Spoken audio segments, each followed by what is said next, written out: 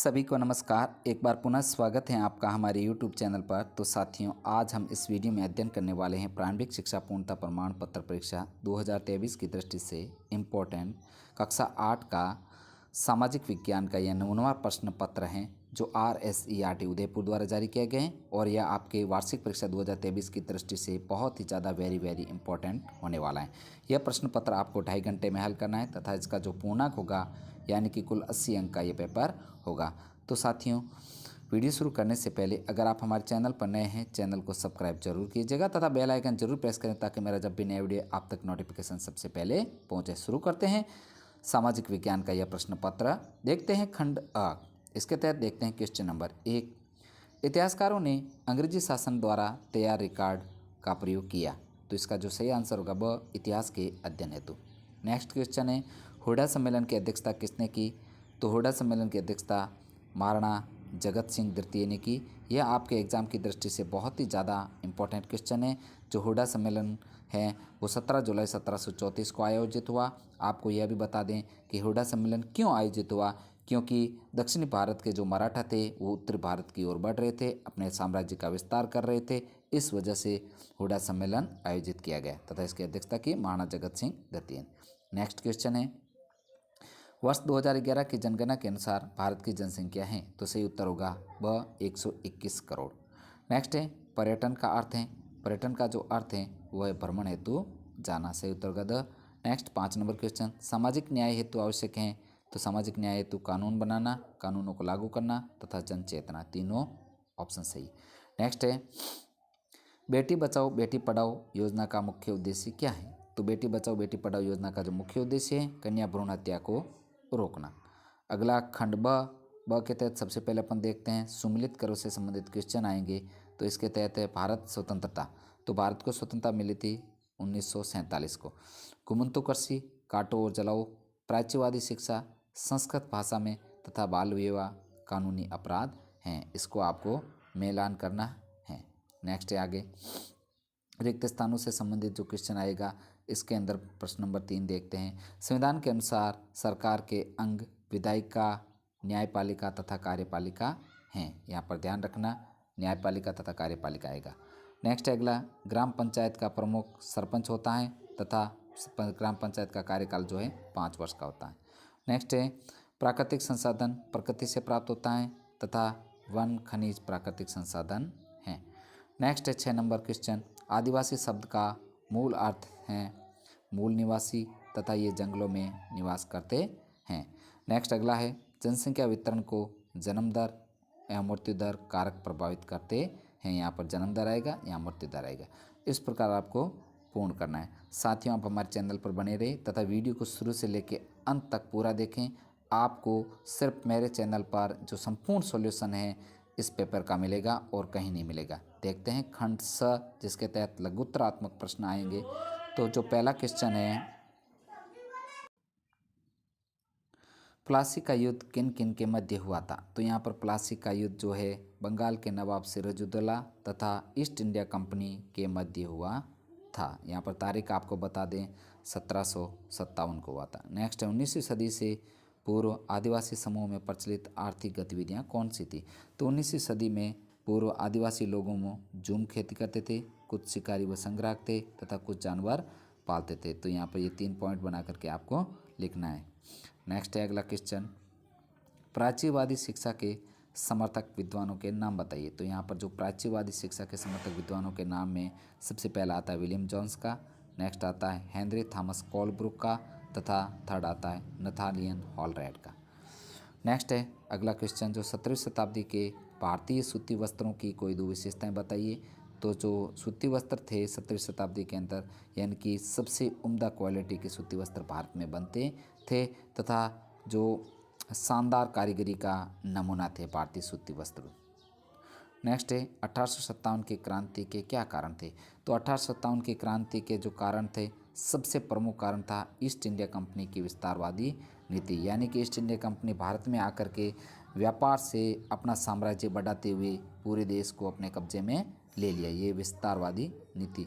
Next है दूसरा आर्थिक शोषण। इसके अलावा अन्य कारण भी हैं जो 1857 की क्रांति के थे, वो आप अपने स्तर पर मन से भी लिख सकते हैं। इसका पूरा विवरण आपको अपनी किताब में मिल जाएगा।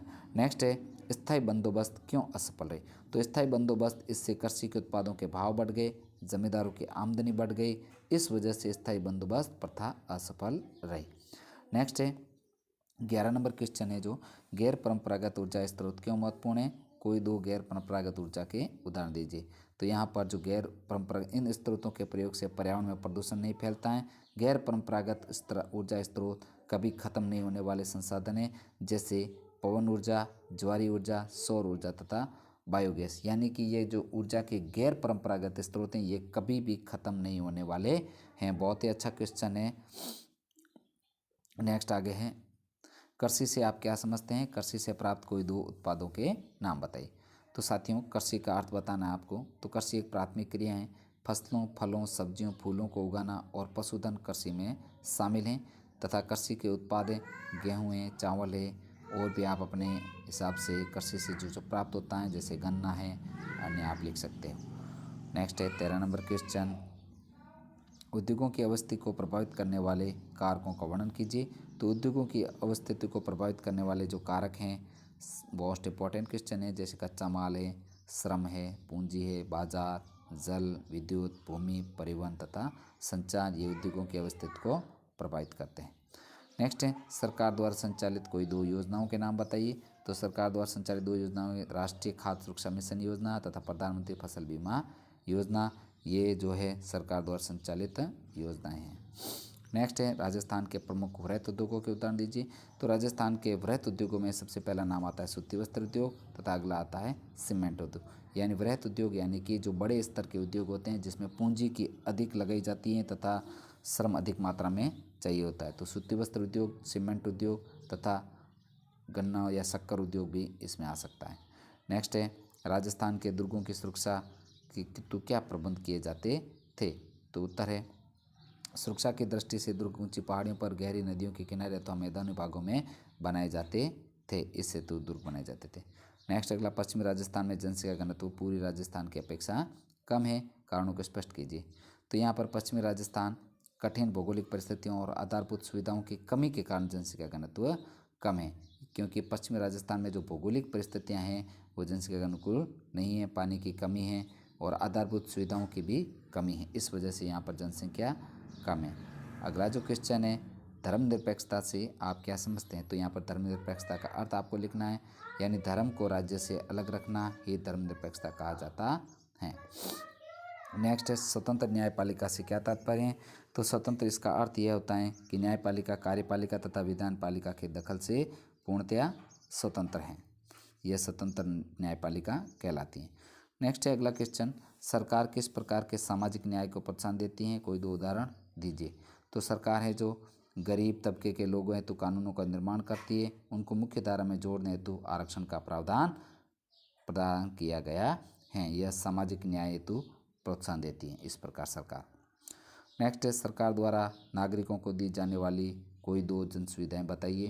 तो यहाँ पर पानी है, बिजली है, परिवहन है, स्वच्छता, शिक्षा, स्वास्थ्य, कोई भी दो योजनाएं आपको लिखनी है जो सरकार द्वारा आपके लिए उपलब्ध करवाई जाती हैं। नेक्स्ट है अलोकप्रिय कानूनों के संदर्भ में जनता सरकार पर किस प्रकार से दबाव बना सकती है। तो उत्तर है कि जो कानून जनता के हित में नहीं होते उन कानूनों को जनता जो है हड़ताल, जुलूस आदि के द्वारा दबाव बनाकर उसे रद्द करवा सकती है। नेक्स्ट क्वेश्चन है लोकतंत्र में संसद की भूमिका का विश्लेषण कीजिए।